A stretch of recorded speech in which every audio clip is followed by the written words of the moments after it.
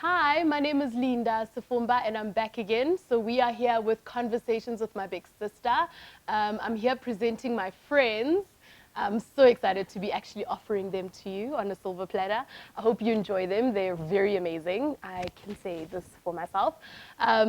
We hope that we're going to be offering you great conversation, and we hope that we could speak straight and direct from our hearts, so that you guys can actually hear our life's journeys and how far we've come and how much we've worked, so that you can be inspired and motivated to do the same for yourself. So enjoy the show.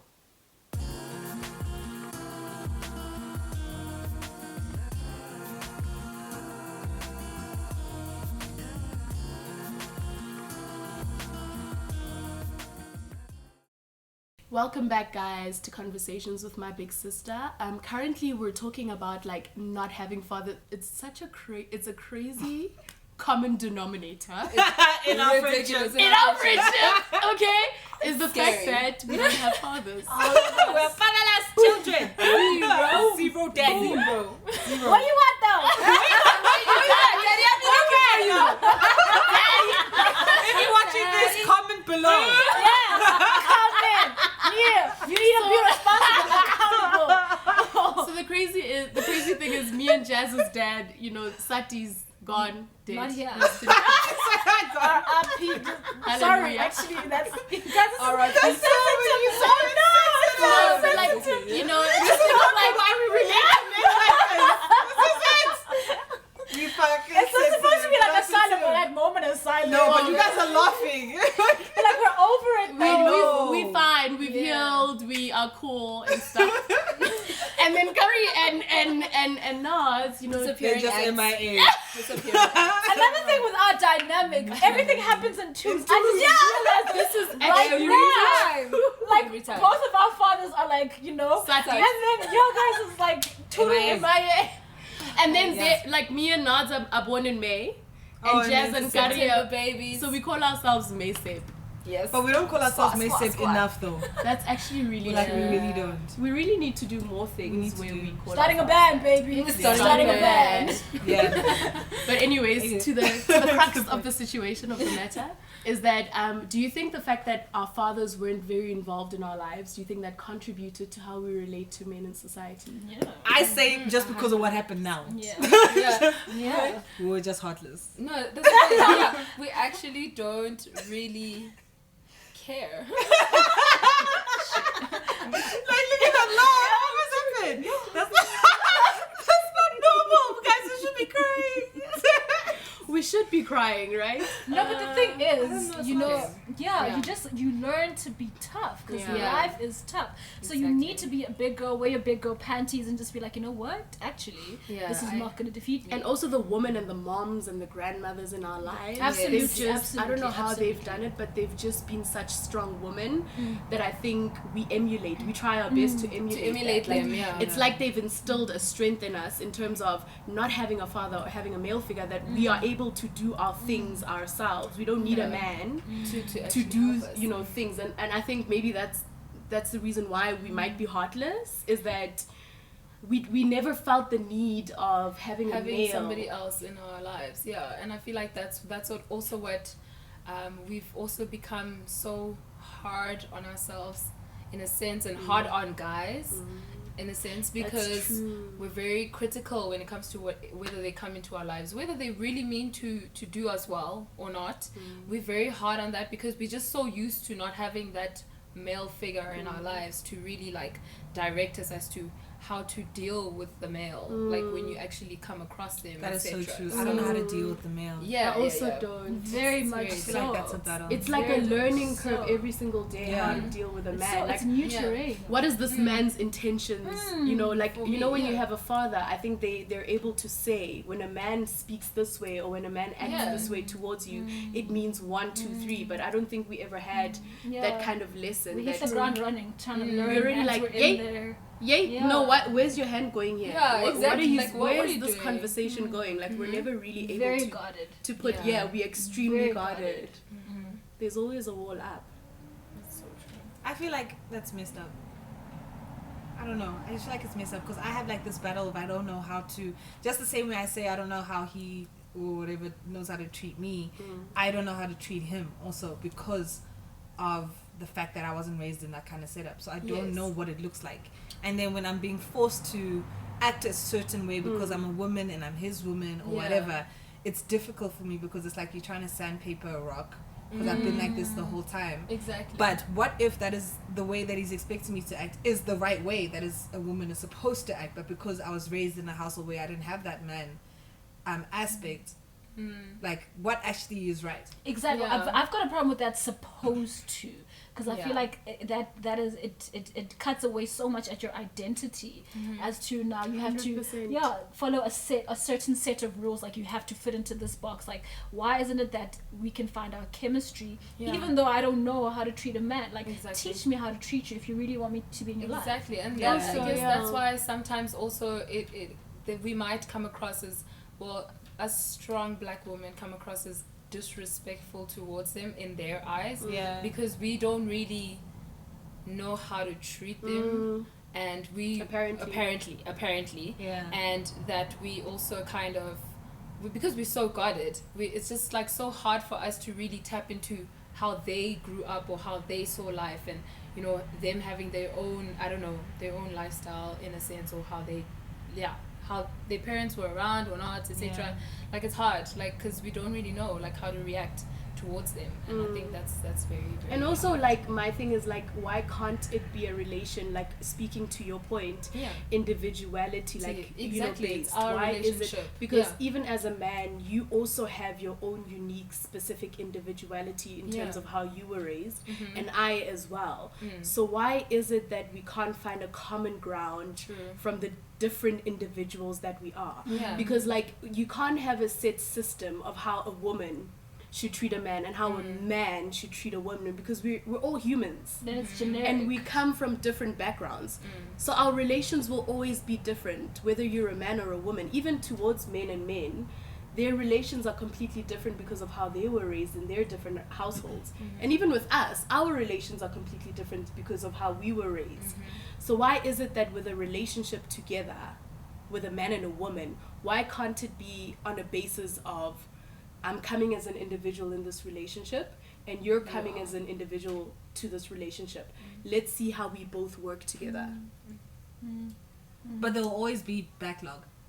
How? As in, like, when you're coming together, it's all nice at the beginning because, oh, you look nice, I like your hair, you're hot, we look great together. We look great together. But then when it gets to the crux of the relationship, you don't know what you're walking into when you first meet. So when you first meet, you guys are individuals and all that stuff. But then when you get into the actual crux of the relationship, that's where the chips start showing. And that's where it becomes difficult of how you're supposed to act, because you didn't know what this person expected from you as his woman when you first, from the get-go. You know? Expectations.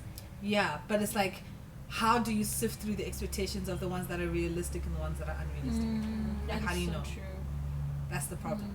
And I think the biggest reason for that is because I personally never grew up with any man, actually. You know, it's not like my mom and my dad broke up and then she got a new boyfriend or remarried or whatever the case is.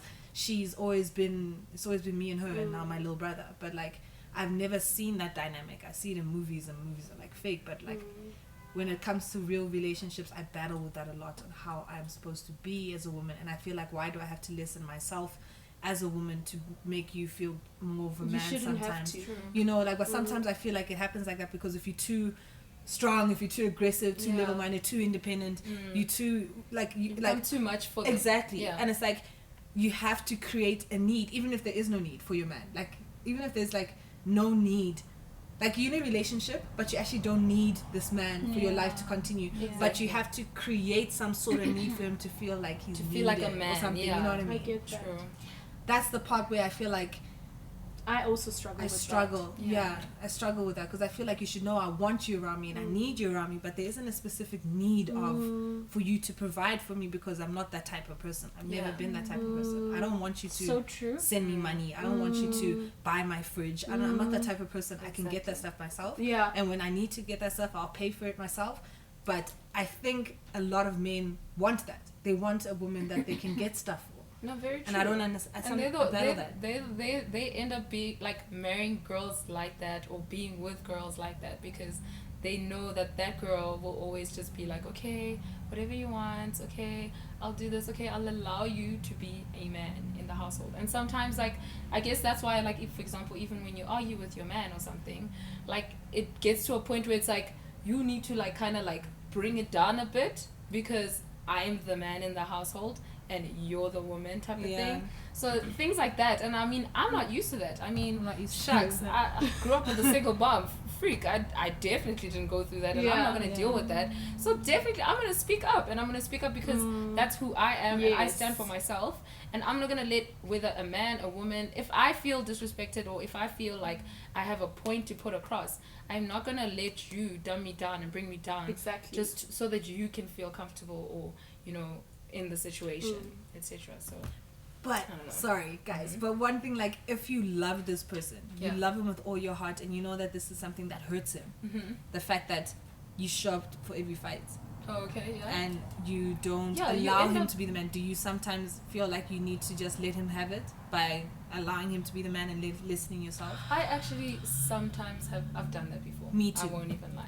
I do because sometimes. It's, for me, that it's a case of, even like, you can translate that even to friendships and even to relationships with your parents or whatever, where you pick your fights, because you don't always, not everything is worth battling for. True. So you just pick the things that are really important, because some things are petty. When you're fighting over something, you're like, okay, fine, you know, I just have it.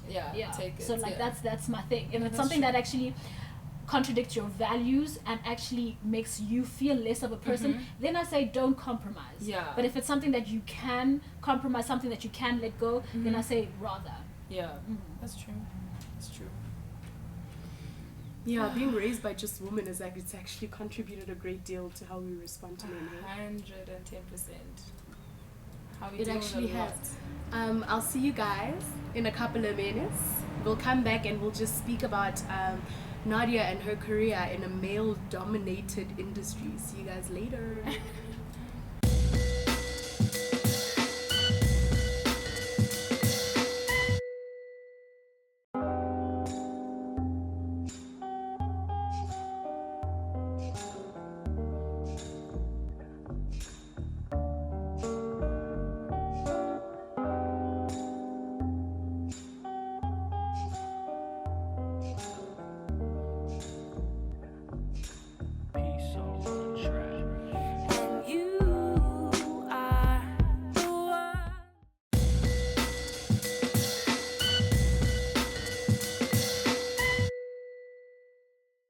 Welcome back to Conversations with My Big Sister.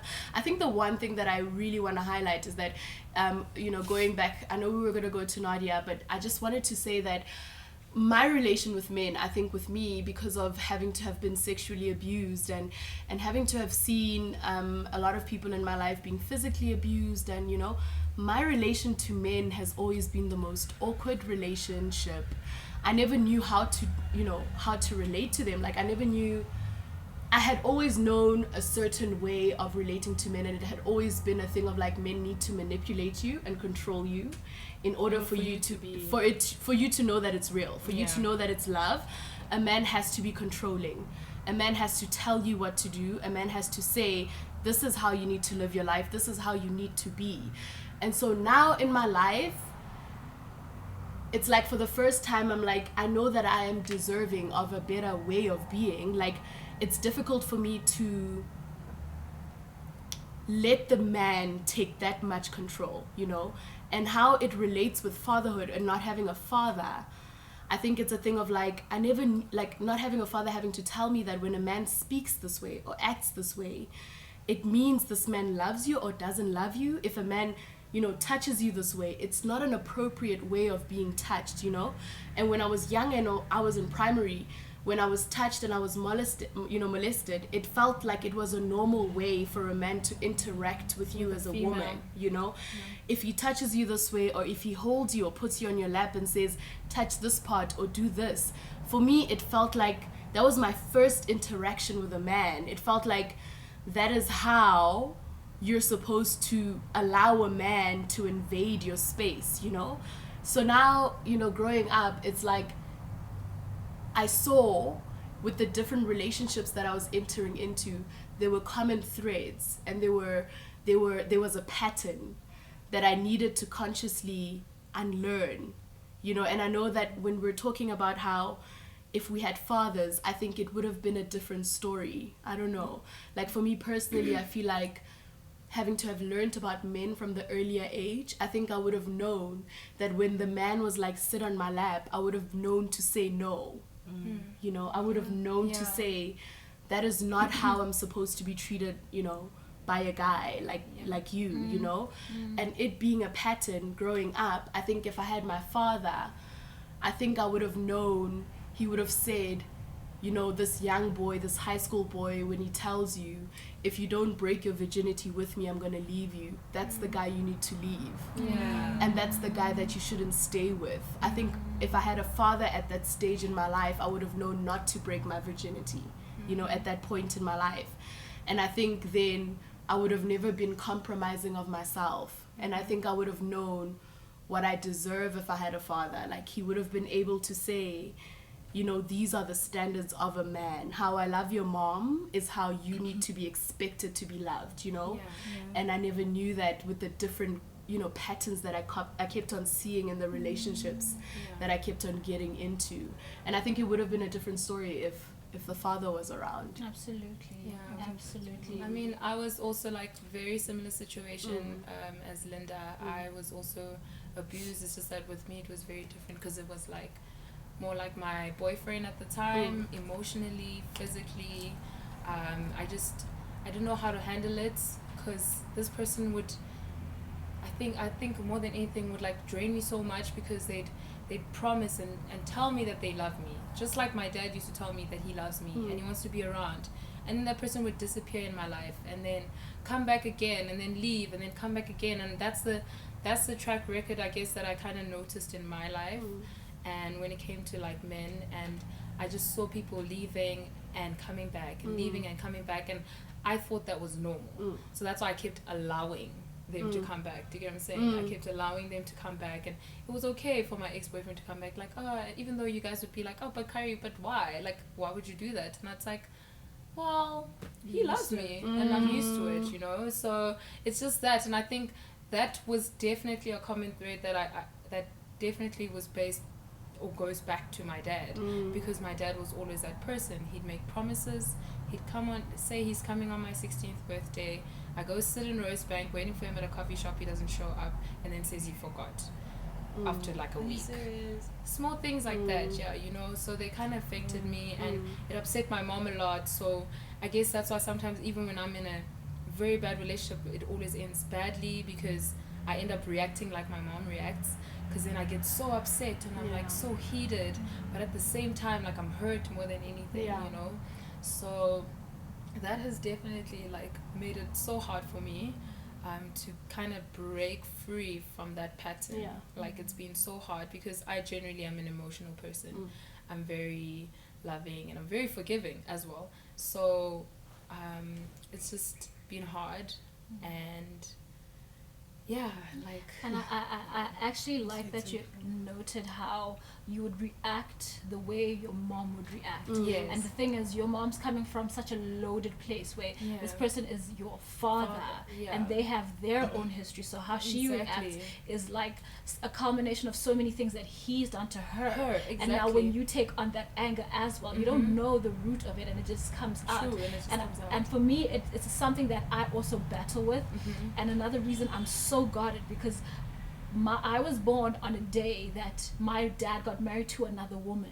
So the way that I've been reacting to men has been guarded on 50 million levels, because my mom has been like that towards men her whole life. And that's how I've learned how to treat a man. Like, I've learned how to box men out. Like, I make men feel like they're not anything. Because I've been so heavily, my perspective on men has been so heavily damaged because of my mom's experience. And for me, it also comes at a place where it's tied into religion, because I've come from such a religious background where they treated women so like nothing. Lowly, like so lowly. Women are the lowest denominator in life. So for me, I battle with the in-between of how to treat a man, because I tap into this vulnerable, low, unsure,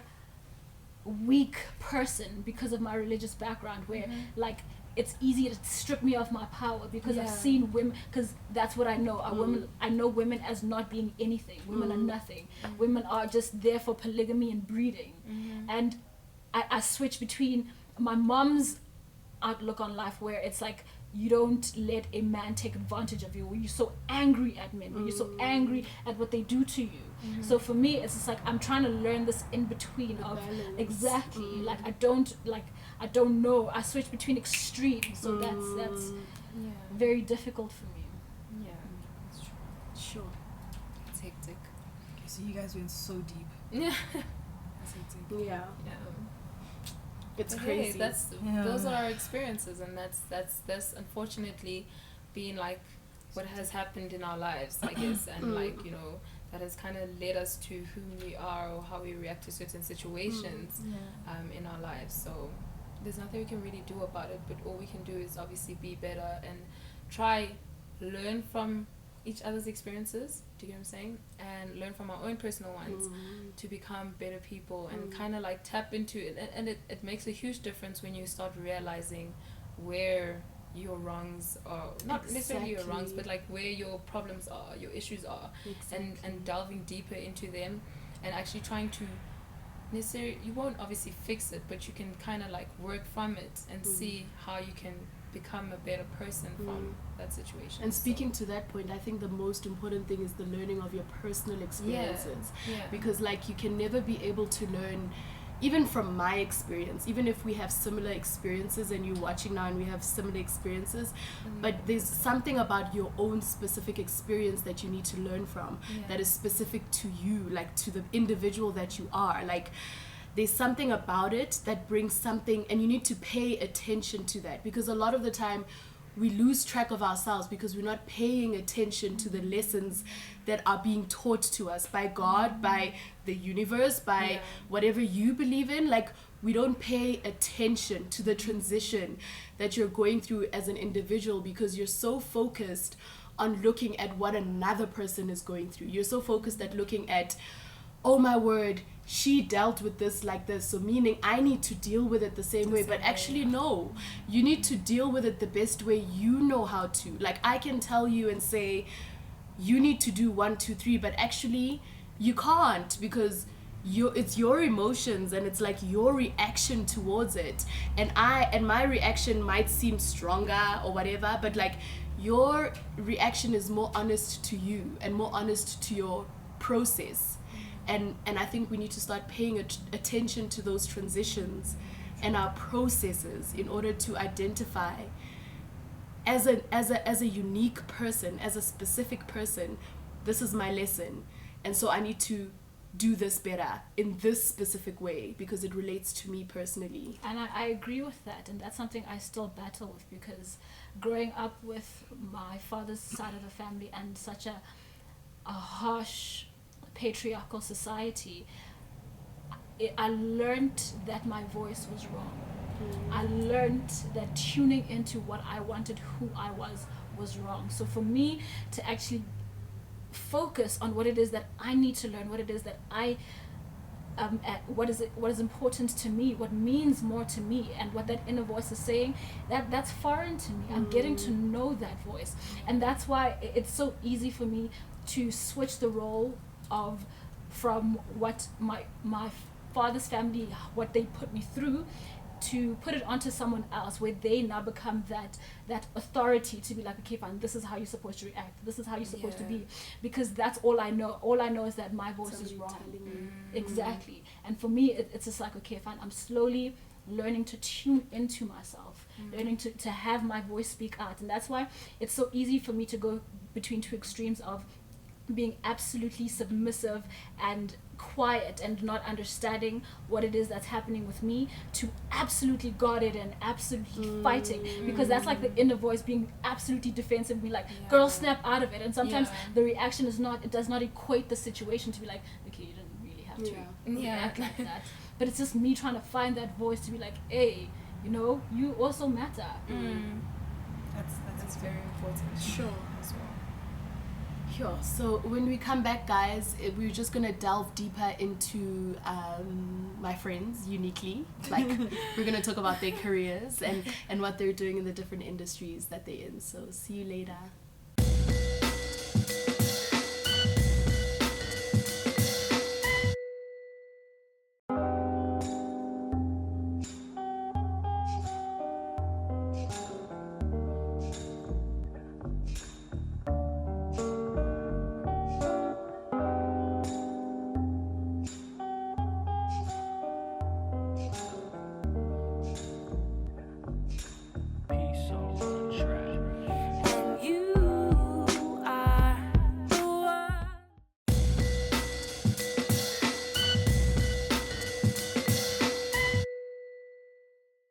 Hey guys, welcome back to Conversations with my big sister. So we're going to be speaking with Nana and her career journey. Friend, like, how is it like relating to men in your, you know, your career, like as a female rapper? How has it been to like maneuver your way around it and find your voice in it as a woman? It's very difficult. Everything that women do, I think it doesn't matter what industry it is, it's always 10 times harder. I think people don't take you seriously. Hip-hop is a new genre in Africa, I think. Like, it's a very, very new genre. So women being involved in it is even newer because people that kind of pioneered it were majority men. So I think when they look at you and they see you trying to do what they do, you have to work 10 times harder for them to credit you for the things that they've done as well, if you know what I mean. So like, for me, I feel if I release an album, I'll only get credit for it if I go like double platinum. Sure. I won't get credit for it if I go gold, or like it would be like you have to like knock it out the park, otherwise like it won't really be. I mean, you can even see like lineups today, lineups for shows and events and festivals. There aren't a lot of women on there. That's true. Yeah. And if you are on there, believe me, you have to have like a nationwide hit. You don't even have to be like scaping through. You have to like be one of those people that have a lot of talkability around you. There has to be a reason why you're there as a woman, where if there's other men, not all of them have a hit, not all of them are the most talkable artists in the country, not all of them have the same level of respect or credibility in their careers. But as a woman, you have to be so much more for you to be there, if you know what I mean. You can't just be there because your song is good. You can't just be there because people like you. There has to be a lot more factors for you to be on that. Why do you think that's the reason? I think it's just because I don't know. I don't even know why it is. I can't understand it because it's like it's the same question of why do you think women weren't allowed to vote? You don't understand why they did that. It's just something that people still have to battle with, and I think that's something that we have to battle with as women in hip hop. It's difficult, but it's getting to a better place. But it's still a lot of work, hard work for girls. And like, please can you speak about the journey of having to be where you like, at this point, the in-between journey, like, when you started off and you said, okay, this is like my desire, because I know that you started recording little videos on YouTube and things like that, and Jazz like used to perform with me so on stage and stuff because you were nervous. Like, yeah, can you take us through that journey and stuff? It was very nerve-wracking because like people just kind of like it's okay, maybe people didn't expect me to fail, but that is the voice that I had in my head, that people were expecting me to stop eventually, people were expecting me to not do well, and I also had set such high expectations for myself. And when I started, there's a lot of other female rappers now, but when I started, they weren't. Like, there was the underground rappers, and then I was the one that really kind of went commercial, and that was gigging and stuff, and I had a lot of help from people like Morale and stuff. They used to hook me up with gigs, and one of them was where I was too scared to perform by myself, and I asked Jazz to perform with me. I remember I was wearing some floral dress. It was like, in the club. Oh, it was like really, everything was wrong. Things were bad. Yeah. Everything was just hectic, but it was just like, and the things that, for me, I sometimes feel like I'm oblivious to things. I think, like, I'm oblivious to racism. I feel like I don't allow it to affect me so much that I refuse to see it. I'm oblivious to people talking bad about me. I'm oblivious to all that kind of stuff, that all those struggles, I never allowed them to affect me. So when I think back about them, I don't see them. I don't see those struggles anymore. I don't see the things that used to deter me or demotivate me anymore, because I've passed them and I no longer allow that stuff to affect me. And even in the situation, I don't allow it to affect me because I know what I want. So I end up being like, oh, okay, you don't like me, whatever. I'm gonna still do what I gotta do. And yeah, so I think I needed to be a little bit more woke in life because I think that I should have been more aware of what was going on around me. But either way, I'm still here. Why do you think so? Why do you feel like you should have been more aware? How do you think that would have helped you at that part of your life? I don't know. I don't think it would help me, but I feel like it would make it easier for me to answer this question. Because I feel like I was so determined and I was so strong that I never allowed the struggles to get to me. Like even the struggles now, I'm talking about how you have to be such an amazing female artist for you to be considered as one of the quisters and AKs and whatever. I don't allow that to affect me. That's good. So that's the good part of it, but also you have to be aware of what's going on for women in an industry that you're in to be able to beat it, if you know what I mean. And I think that to a certain extent I was just so like tunnel vision that I should have been able to see what actually was going on more to be able to know what I'm fighting. But I've just been always focused on my goals. But so I don't know, it's bittersweet. I also think it's amazing. I love that you have tunnel vision because sometimes I feel like I'm too aware. Like you start thinking about everything else around you. I'm so sensitive to energy. I'm so sensitive to things that come my way that I feel like I feel it too much. I feel too much. That's my problem. And I feel like if I had something more like just focus and just block it out, like things would just I'd pop off. That's right. I don't know. Yeah, maybe in that sense. Yeah, I just think. Like I ignore too much. I sometimes feel like I ignore way too much. Like sometimes it's good to feel. It's good to know what's going on. It's good. It might like demotivate you or demoralize you or whatever. But I think sometimes you need to. I don't know. As an individual, you need to decide if that's gonna make you or break you. I feel like if I was, I don't know what the hell I'm saying. But I get you that like at that point when you feel it, decide what you're gonna do with it. What you're gonna do with exactly. it. Yeah. At least feel something. Exactly. Yeah. For me. I didn't allow anything in. Like I didn't like. That's why when I think, that's what I'm saying, it would make it easier for me to answer this question because when I think about my past and how I started, I don't feel like it was that difficult. If you know what I mean. I had people that helped me. I had people that took me seriously. I had people that wanted to guide me. I knew that it was going to be tough because I was a girl and they were thinking, okay, she's doing this as a hobby. She wants to be cool with the boys or whatever the case is. But I want to be able to give people stories that can motivate them. Like as a girl, you can do this. And there will always be things that beat you down and whatever the case, but you can get past it. That at some point I cried. Exactly. But I never had that point because I always knew what I wanted and I knew I was going to get it and I knew how I was going to get it. And yes, there were issues, but I can't say that there were issues that I felt were going to break me completely to a point where I didn't want to do this anymore. You know, there were issues of being too scared to get on stage. There were issues where I didn't have a DJ and I'd walk around with my flash and I'd be like, okay, I'm about to perform, please play track 3, 2 and 5. Those were issues that I had because I couldn't find a DJ that wanted to DJ for a girl because it was like, okay, we don't know what you're doing exactly. You know, and that was the issue. But I don't know, I feel like I don't carry those issues so heavy on my heart, on my shoulders that, oh my gosh, that's they didn't so want to, brilliant. you know, it's like, that's brilliant. Such a skill, friend. Like that is such a skill. I wish I was that person. Gosh. Sure. I'm like a sponge. I take it all in. Yes. I take it all in. All of it. If you're right there in the corner, I take it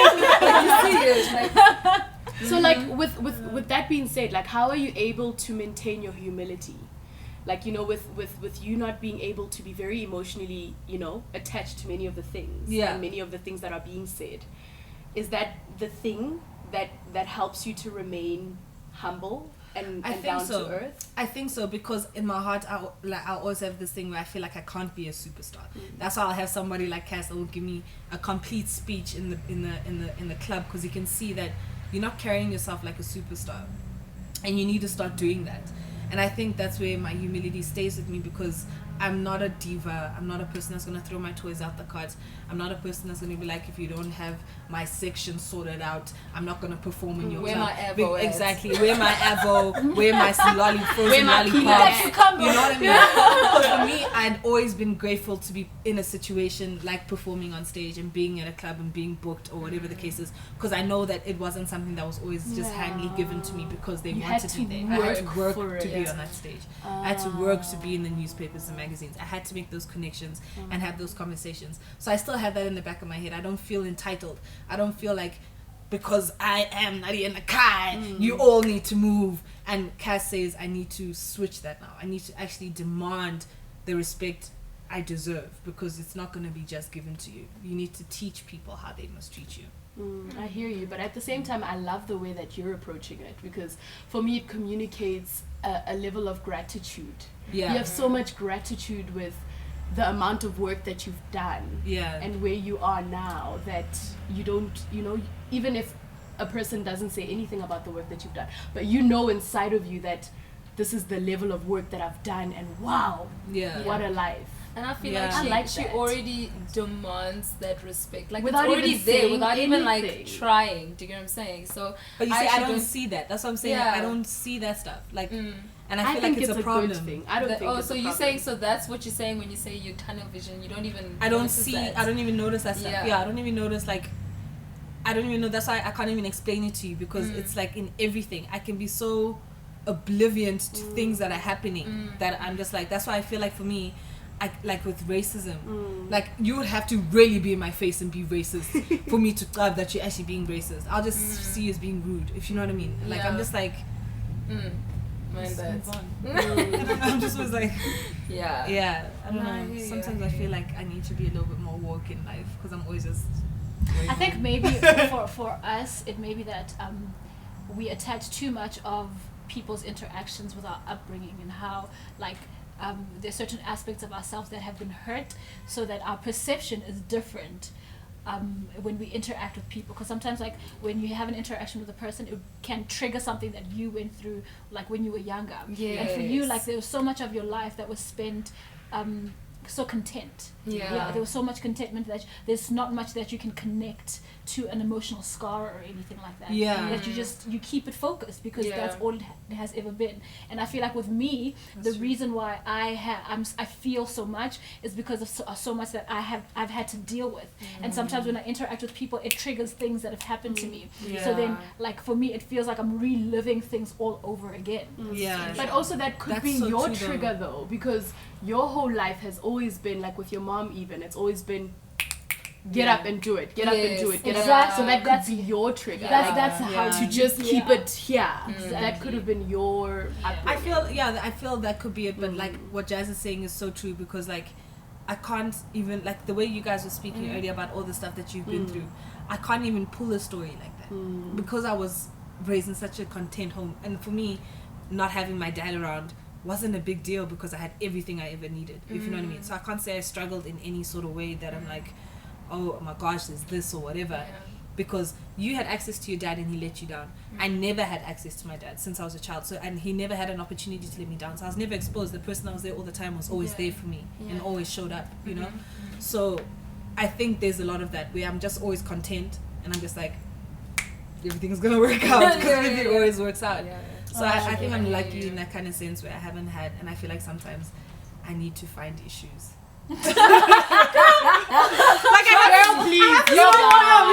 have a strict mom, but like I don't feel like that's an issue, because people have strict moms, like, you know what I mean. But I don't have like I'm grateful, but I feel like it doesn't allow me to feel, if you know what I mean. Like it doesn't allow me to, because even losses in my family, my immediate family, are all still alive, and the people that have passed away when I was so small that I don't even remember the pain that I kind of felt that I could pull from losing my grandfather. I was 3 or 4, if you know what I mean. So like if I do lose someone close to me, I don't know how I'm gonna handle it, because I feel like I'm probably gonna be like, okay, they died. If you know what I mean?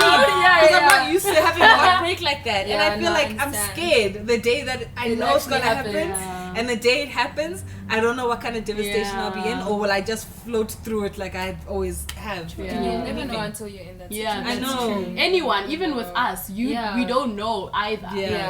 No one knows. True. We'll be back, guys. See you in a couple of minutes. It's tricky.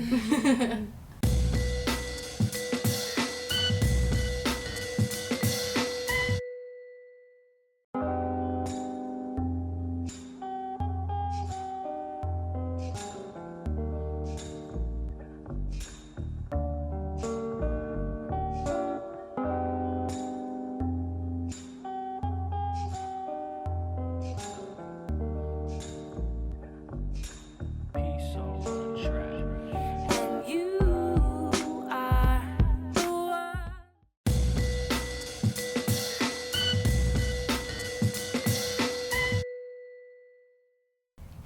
welcome back to Conversations with My Big Sister. And now we're going to focus on Jasmine, and we're just going to be talking about her career journey and just where she's at in terms of pursuing your the television. How's that going? Like, what is it that made you feel like that's, you know, the career that you'd like to pursue?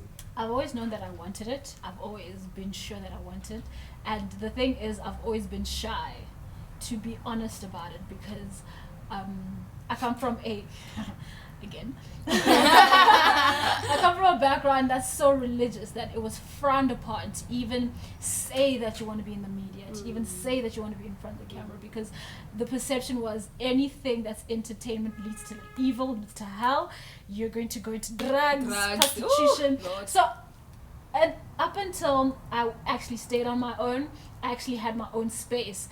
Did I have a conversation with myself to be like, actually, you need to be freaking honest about what you want, because you've been so shy. Like, I kind of wanted it to land on me, be like, oh, it just happened.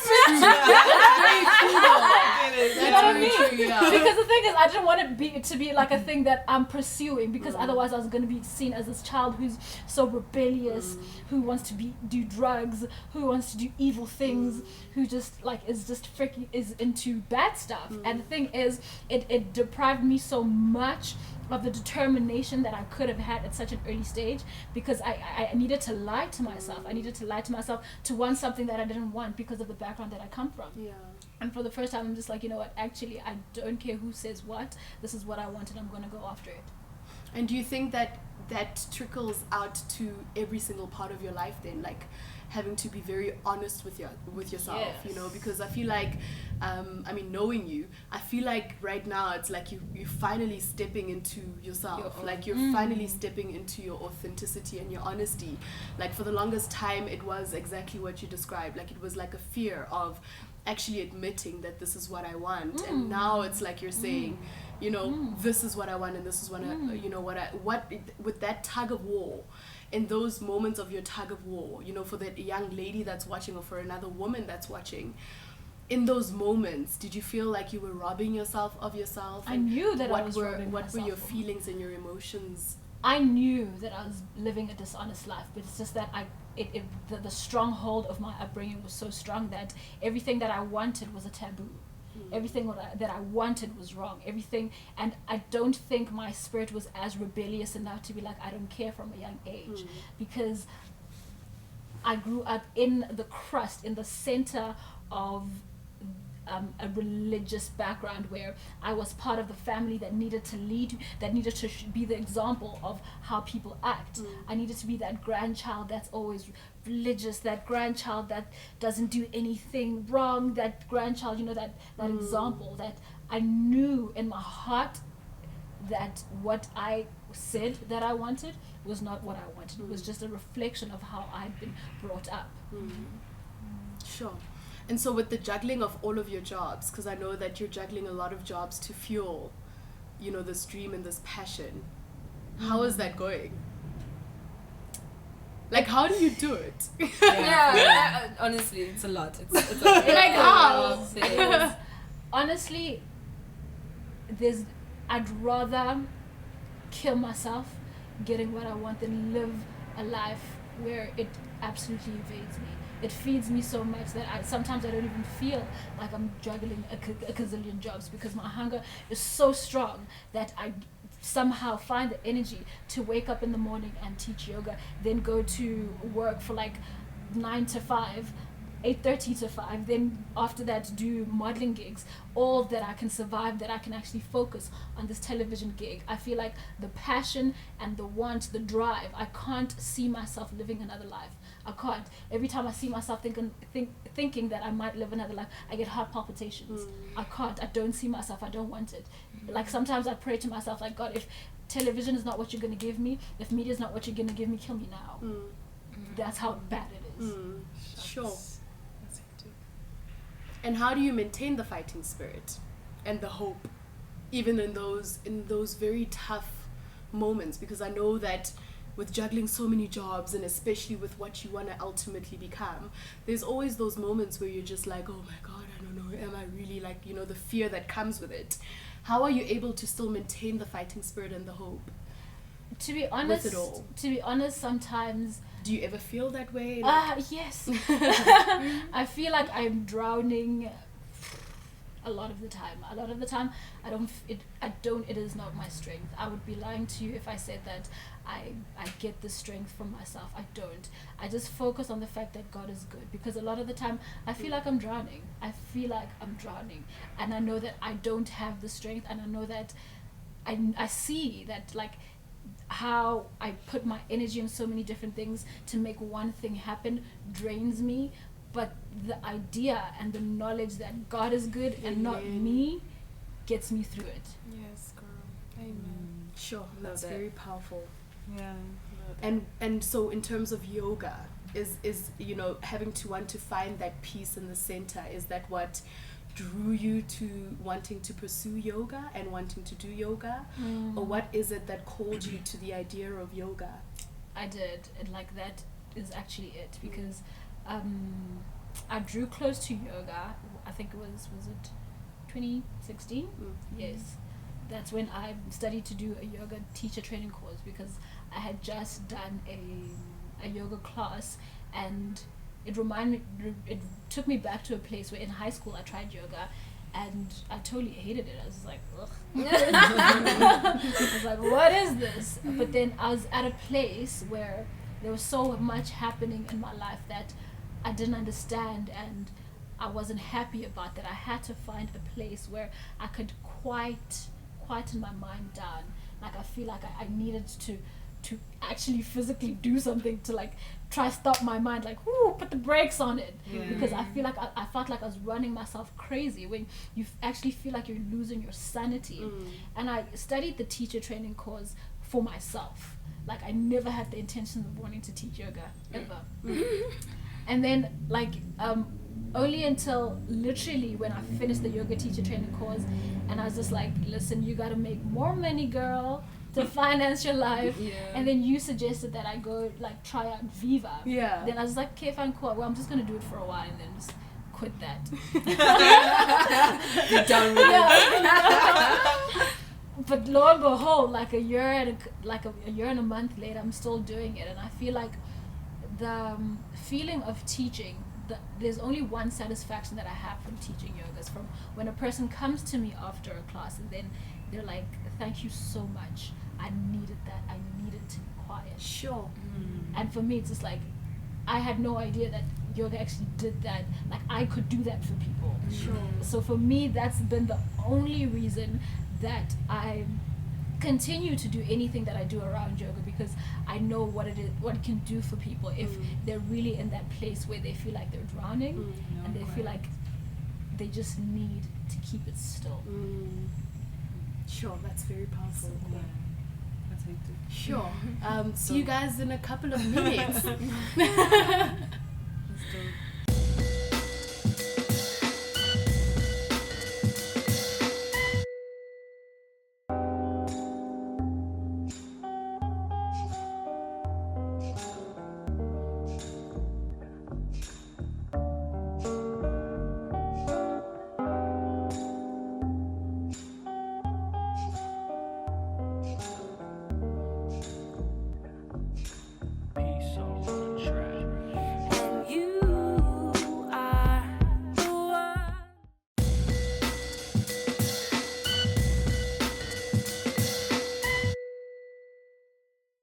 You guys are so lucky I'm sharing my friends with you. Just saying.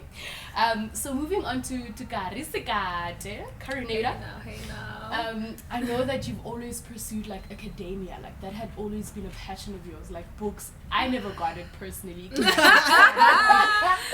like the first moment I could leave school, I bought it.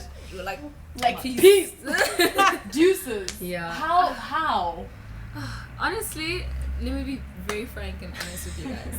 I don't like the books. That's really I passion isn't really there. You know, it's not there. It's just, I think just always being there with my mom and from jump, actually, I wanted to do fashion from jump after high school. And I just couldn't afford to. The finances weren't there to maintain that. And I kind of had to settle. So I kind of had to do something that I didn't really want at the time. So that's Which was what at that time? Which was, I ended up doing business management at Varsity College Sandton. At that point, I actually wanted to actually get into real estate as well. So it was between real estate or fashion. And that didn't work out for me. Vitz rejected me. UJ rejected me, even though my marks were great. Everybody else, like I felt so like down because like everybody else that I was in high school with was flourishing. They got accepted, like no questions asked type of thing. But why weren't you accepted if your marks were great? Because the faculty was too small. So it was a matter of the faculty is too small, and they basically had like, in and as much as they had an access of like people that made the cut, they had to cut them down. So it was like first come first serve type situation. So it was one of those, and I was kind of hurt about that, but I ended up just pursuing business. My mom actually came up with the idea, and I was just like, okay, fine, whatever, I'll just do it. And I did it, and then I started excelling in it, and I was like, shucks, who would have thought I would actually enjoy this, And then that happened. I passed, I graduated, shine. And then after that, I went to Wits Plus. It's too much, eh? I'm just like looking at Clev. I'm like, Clev, are you hearing her though? This truck. Can you hear me though? Now I can. Oh, okay. Now you can. Oh, yeah. So I think maybe start from you didn't realize that you'd actually excel in business. Yeah, I didn't realize that I was gonna excel the way that I did, and I just ran with it, and it was working for me. And I thought about it in the long term, and I was like, actually, it's not such a bad subject to have actually taken on, because in the long run, I was planning to have a business anyway. So it just kind of helps in a sense, even though it delayed what I wanted to do at the time, which was fashion. So I ran with it, and then I got into real estate as I wanted to. I went to Wits Plus, did a course, and then I was an agent. And then after that, like I learned so much, and then I could actually finally afford to actually go to Lysof. And I went there, did my thing, but it's never really been about the books. I think it's always like eventually been about what I've really been into, and I've just eventually been fortunate enough to actually still do the other things that I really always wanted to do. So that's the situation. Shoot, girl, you smart. Yeah. you are smart. I do not think so, but like, okay. I mean, you are a Leonard student. Yes. You have so many certificates hanging on your wall. Man. Dude, graduation after graduation. Like, yeah, I mean, it's crazy. Like, but at the end of the day, like, more than anything, it's really just for my mother, because my mom, I think has always been the academic type of thing. So she's always been that person. So it just worked out, and she's always like one of those like, you can't just leave it hanging. You gotta finish. Like, so I kind of had to do it. So was it also that thing of like, Mom, here's your certificate. I'm going to go now and do my own thing. Yeah, well, I think we're only coming to that point now after like so long. But I had to like put my foot down and be like, yo, Mom, you got your graduation, hey? You got your graduation, babes. Twice. Twice. Yeah. So please can we just keep it moving? Because now I feel like I gotta move. And I think things are what I'm trying to do. I'm not getting there as quickly enough. And school is kind of hindering me, because now I have to like focus on school full time, which is not working for me at my age, I unfortunately have to say. And don't let people fool you. Staying at home till 26 is not nice, okay? Like, so hey, baby line. Yeah, so yeah, and I'm trying to break free. Sorry, the way you said it, friend, it's not nice. Just like, don't let people fool you. Sorry. Okay, yeah, well. Oh, wow. Well, anyway, so I think I'm just at a point in my life where I really want to break free. I really want to like, hit the ball rolling, and like I feel like I've just been under my mom's guidance and what she kind of wants, in a sense. Like, okay, my mom wants me to be that person. I like the whisper in her voice when she talks about it. She can't hear you. Mom's guidance. Guys, can't. Sorry, no, but you guys up in the group the most. That's the thing. So yeah, guys. Ish. So yeah, man. That's pretty much it. When it comes to academics, really. Yeah. And the transition. Tell us about the transition between the academia into the fashion industry. Well, hey, I had a bad experience when it comes to fashion school. Yeah. And like there's just so many wrong things. Like I can't even like start. I don't even know where to begin with it. But can you hear? Sorry to just carry on. Sorry. Okay. Yeah. So basically, I had a bad experience, and honestly, just generally, like finances just didn't work out for me. Eventually, for lice off, and that's why I felt so strongly about like having to just jump in. And honestly, I feel like in the fashion industry in South Africa right now, like you really, really need to make your connections, because honestly that degree ain't nothing right now. Like nobody cares about it. Like nobody really takes it seriously. You really need to have the connections to actually like pursue fashion and actually flourish in it, you know.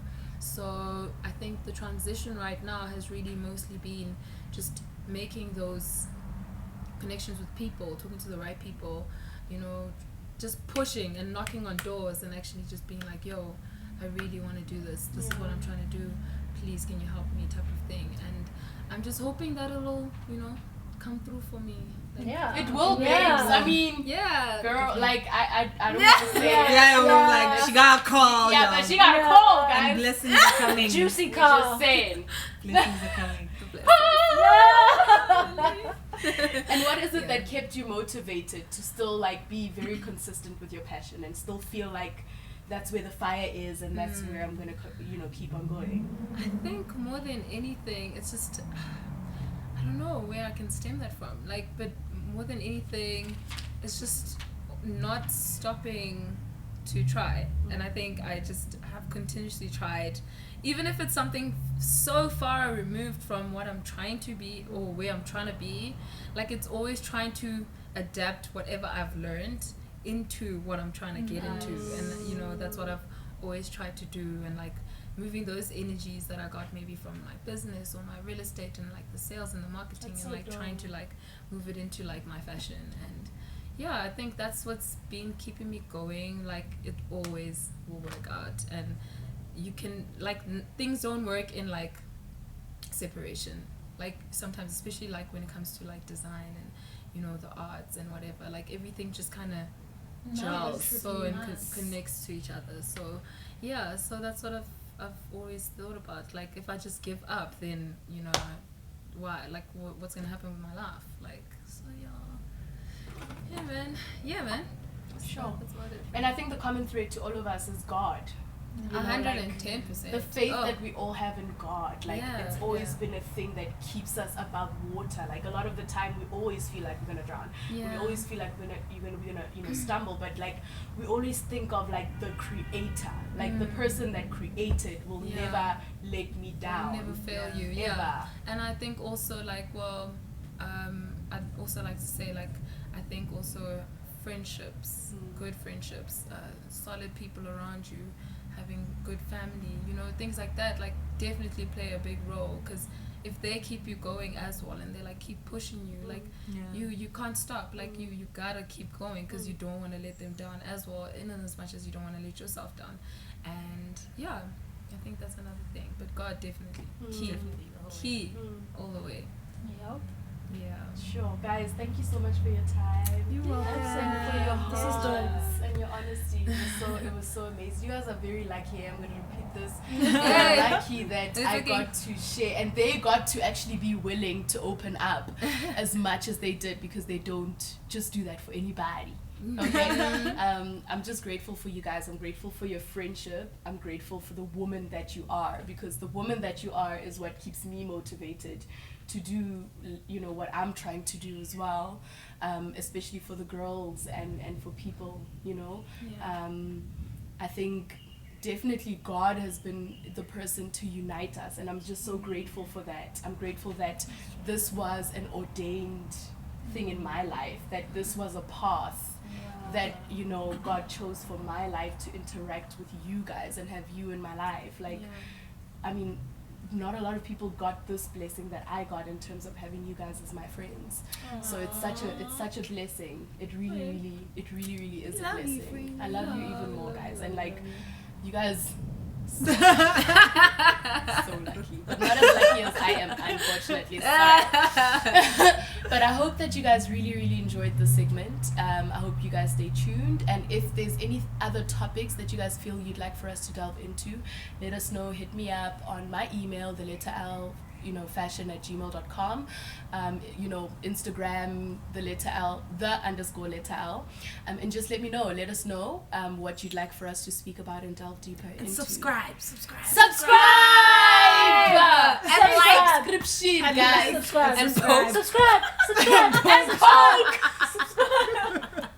Subscribe, Yes. follow, poke, All of them. all of the above. All of them. Take And action. share. Yeah. And share. Share. And share. Love you.